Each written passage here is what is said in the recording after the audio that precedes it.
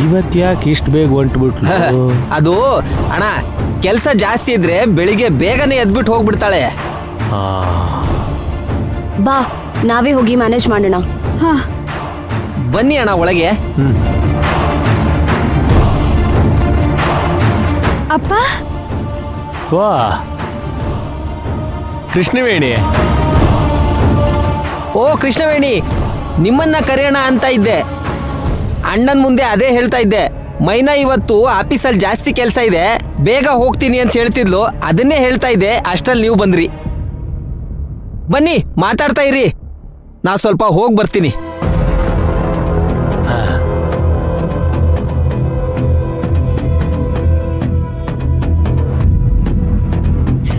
ಅಪ್ಪ ಅಮ್ಮ ಅಕ್ಕ ಎಲ್ಲ ಹೇಗಿದ್ದಾರೆ? ಚೆನ್ನಾಗಿದ್ದಾರೆ ಕಣವ. ಅಪ್ಪ ಮತ್ತೆ ಊರ್ ಕಡೆ ಎಲ್ಲ ಆರಾಮ? ಅಯ್ಯೋ ನಮ್ಮೂರ್ ಕಡೆ ಏನ್ ಸಮಾಚಾರ ನವ, ಮಳೆ ಗಿಳೆ ಇಲ್ಲೇ ಎಲ್ಲ ಒದ್ದಾಟ.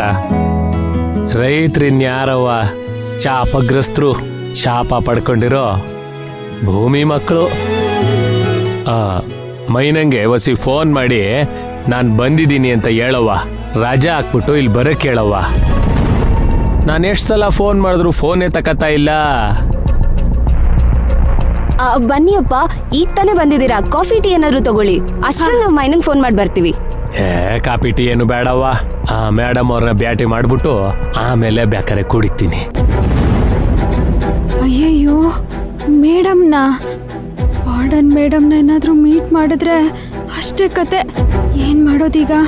ಅಯ್ಯ ಇದ್ಯಾಕ್ರವ್ವ ಗರ ಬಡ್ದಂಗ್ ನಿಂತ್ಕೊಂಡ್ಬಿಟ್ಟಿವ್ರಿ? ಏನಿಲ್ಲ ಅಪ್ಪ, ವಾರ್ಡನ್ ಮ್ಯಾಮ್ ಪೂಜೆ ಮಾಡ್ತಿದ್ದಾರೆ, ಅವ್ರು ಬರೋದ್ ತುಂಬಾ ಹೊತ್ತಾಗತ್ತೆ ಅದಕ್ಕೆ.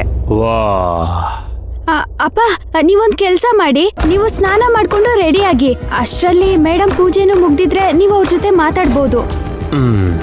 ಕಾಂತಪ್ಪಣ್ಣ. ಬಂದೆ ಅನುಷ್ಕಾ.